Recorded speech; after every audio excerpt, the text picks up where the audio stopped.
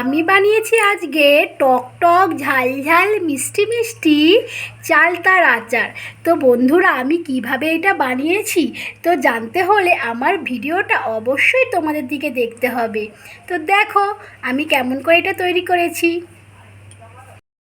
বন্ধুরা দেখো, আমি এই ফার্স্ট টাইম বানাচ্ছি চালতার আচার। তো দেখা যাক কেমন হয় চালতার আচারটা।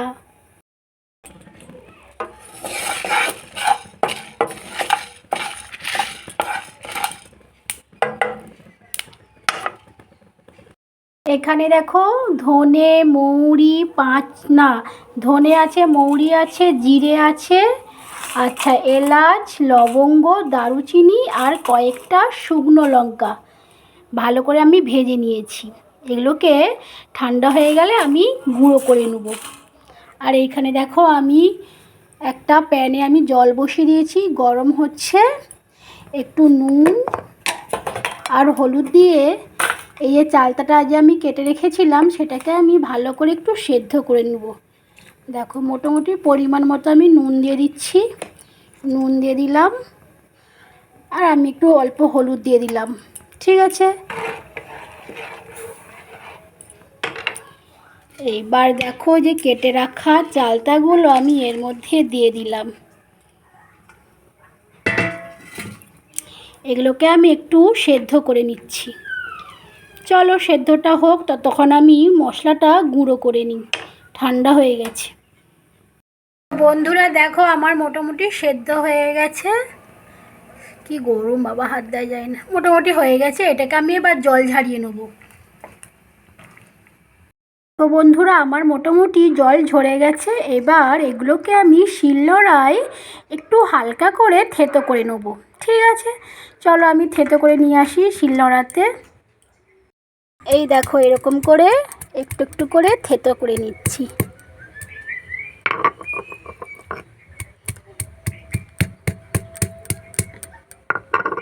দেখো বন্ধুরা, আমি এইভাবে শিলনোড়ায় একটু ভালো করে থেতো করে নিয়েছিলাম। দেখো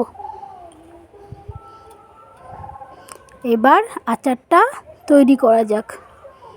আচারটা আমি সর্ষের তেলে করব, তাই এতে অল্প তেল দিলেই হয়ে যাবে, আর তেল লাগবে না।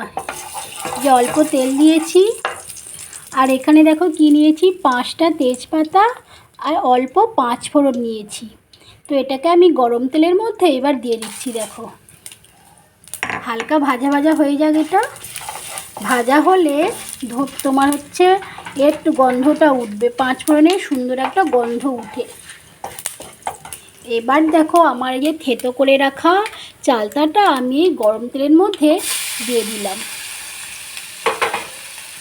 দিয়ে এটাকে আমি এবার নাড়াচাড়া করে নেব।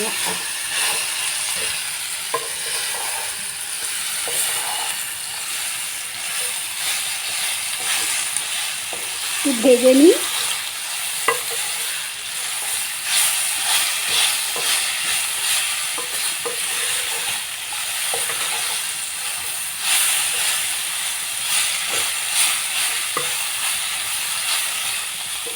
চলো এটা ভাজা হতে থাকুক, অল্প ভাজা করে নিই, তারপরে একটু পরে ফিরে আসছি আবার। আমার দেখো মোটামুটি একটু ভাজা হয়ে গেছে। এবার দেখো আমি একটু অল্প করে লঙ্কা গুঁড়ো দিয়ে দিচ্ছি।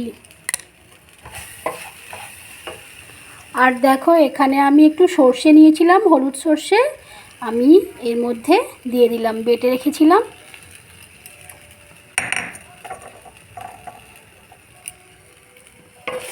দিয়ে আর একটু ভালো করে নেড়ে নিচ্ছি। এবার দেখো আমি বাটিতে একটু আখের গুড় নিয়েছি, আমি এইবার এই চালতার মধ্যে দিয়ে দিলাম এই আখের গুড়টা। আমি কিন্তু এতে জল দেব না একটুকু। এই আখের গুড়টা নাড়তে নাড়তে এর জল মতো বেরিয়ে যাবে, এটাতেই হয়ে যাবে আমার। আমি এতে একটুকুও জল ব্যবহার করব না। দেখো দেখো বন্ধুরা, আমি যে বলেছিলাম আমি এতে জল ব্যবহার করব না, দেখো গুড়টা কি সুন্দর গলে গেছে। দেখো দেখো জল জল মতো হয়ে গেছে না। আমার এটাতেই এই চালতাটা একটু সেদ্ধ হয়ে যাবে আর গুড়গুলো এই চালতার মধ্যে ভালো করে ঢুকে মিশে যাবে। তো এটা একটু হতে থাকুক, ভালো করে একটু গুড়গুলো চালতার মধ্যে ঢুকে যাক। দেখো বন্ধুরা, আমার চালতার আচারটা প্রায় হয়েই এসেছে। আমি আর বেশি নাড়াচাড়া করব না, না হলে গুড়টা না টেনে যাবে, তখন তো খেতে শক্ত হয়ে যাবে। দেখো এরকম আছে, আমি এইবার নামিয়ে নেবো। এই যে দেখো এখানে যে মশলাগুলো আমি গুঁড়ো করে রেখেছিলাম, এবার আমি এর মধ্যে দিয়ে দিচ্ছি। দেখো